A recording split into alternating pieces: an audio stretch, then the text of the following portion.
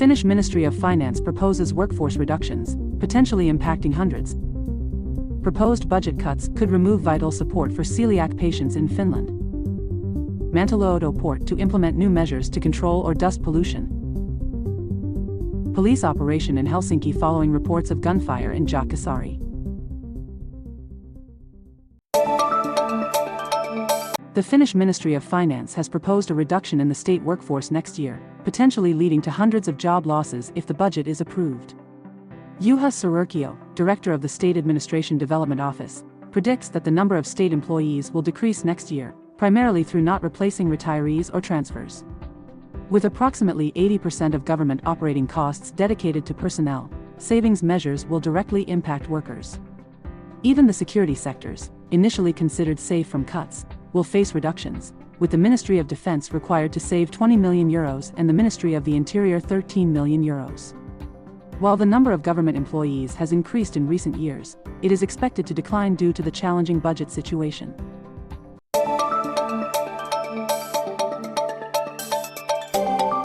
The Finnish Ministry of Finance is proposing to cut €9 million from support for people over 16 with celiac disease, redirecting this amount into basic support, causing many students and low-income individuals to lose this aid. Evie Parainen, a student with celiac disease, said her food costs have significantly increased due to the need to buy gluten-free products, and this cut forces her to borrow money to afford food. Many patients fear that the reduction will make it difficult for them to maintain the necessary diet, leading to a risk of developing other illnesses.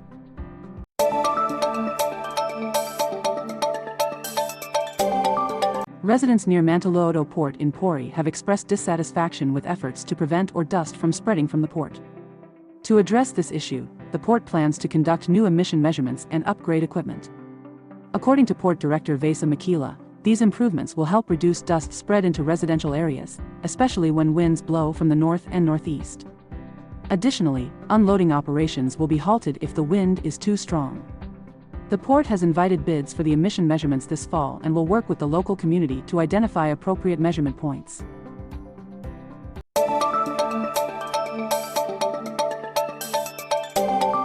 Early Saturday morning, police carried out an operation in the Jätkäsaari area of Helsinki after receiving reports of gunfire. According to Helsinki police, around 12:30 a.m., 1 to 2 shots were fired on Hyvintoavankata Street. Patrol teams quickly arrived at the scene and arrested several individuals involved. Fortunately, no one was hit or injured in the incident, and there was no danger to nearby residents. Currently, the police have not provided further details about the number of people arrested or the related charges.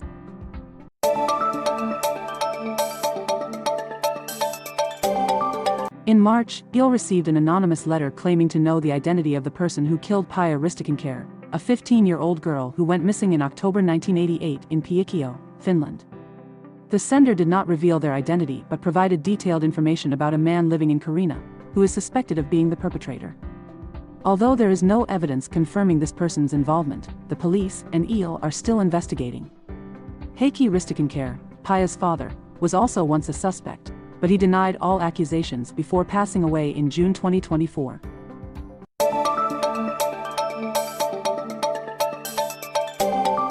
Martti Tukkanen in Mikkeli is facing the reality that his well water is no longer sufficient as before.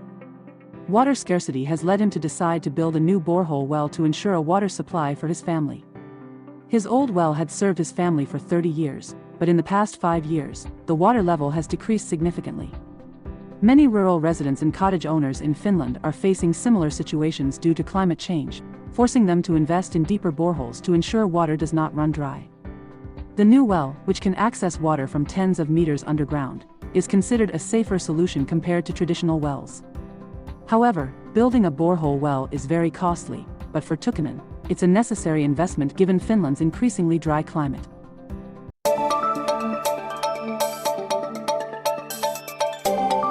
Eliel Kakkonen, 16, chose homeschooling from 5th grade after experiencing bullying at school.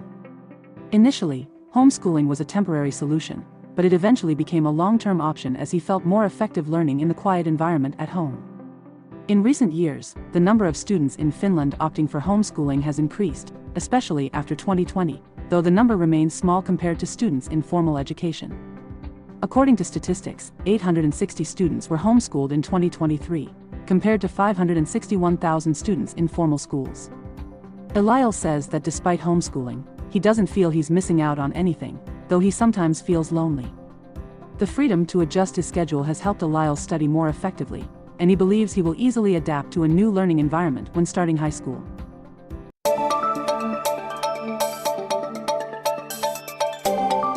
Many Finns are unaware that the group Rajaton is very popular internationally. Their concerts featuring songs by Abba and Queen are especially sold out in many countries. Rajaton has attracted a large audience in North America and Japan, thanks to support from local agents and the group's unique musical style. This has helped them build a large fan base and maintain their position in the international music market. Collaborations with symphony orchestras have also been a key factor in Rajaton's success.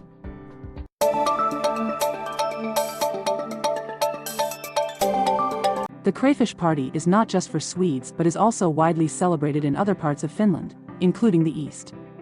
Jaakko Ikonen, a resident of Varkaus, has been organizing this festival since the 1990s.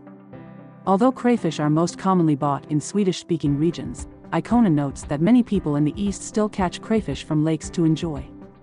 The traditional songs of the festival, often accompanied by shots of vodka, are sung in many places beyond Sweden.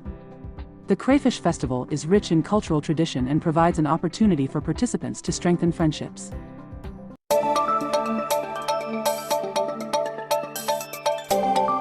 About 60 teams of 2 participated in a daring tandem bike race on the Orajorki River in Turku.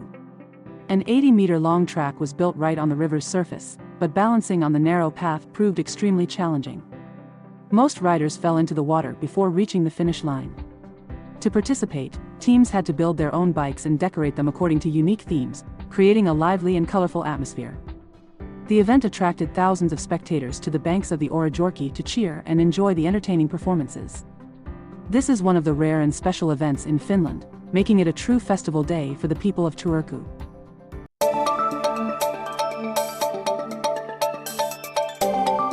Flow Festival, celebrating its 20th anniversary, has become a playground for bold fashion statements.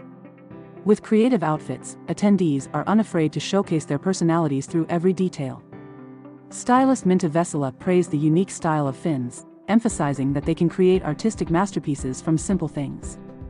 An exhibition by photographer Jukka Latola, who captured raw images of Finnish youth, was also held at the event, adding an artistic highlight to the festival, celebrating creativity and the uniqueness of street fashion.